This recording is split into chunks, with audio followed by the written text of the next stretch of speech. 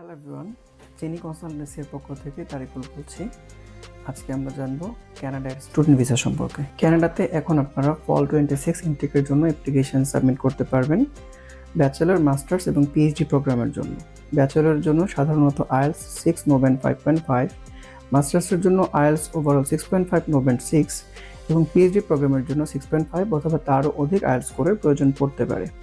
আইএলসের পাশাপাশি আপনি কিন্তু এখানে টোফেল, ডুওলিঙ্গো অথবা পিটি এক্সাম দিয়েও আপনি অ্যাপ্লিকেশন সাবমিট করতে পারেন।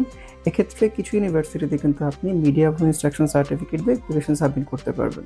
আইএলসের পাশাপাশি আপনার অল একাডেমিক সার্টিফিকেট এবং ট্রান্সক্রিপ্টের স্ক্যান কপি, আপনার পাসপোর্ট সাইজের ছবি, অবশ্যই হোয়াইট ব্যাকগ্রাউন্ড, আপনার পাসপোর্ট কপি, মিনিমাম যেন 6 মাসের মেয়াদ থাকে, আপনার রিকমেন্ডেশন লেটার, যদি ওয়ার্ক এক্সপিরিয়েন্স থাকে সেক্ষেত্রে ওয়ার্ক এক্সপিরিয়েন্সের সার্টিফিকেট, যদি রিসার্চ বেস মাস্টার্স অথবা পিএইচডি প্রোগ্রামে অ্যাপ্লাই করতে চান সেক্ষেত্রে রিসার্চ প্রপোজাল, কানাডিয়ান ফরম্যাট স্টাইলের সিভি এবং রেলিভেন্ট আদার ডকুমেন্টসের প্রয়োজন পড়বে।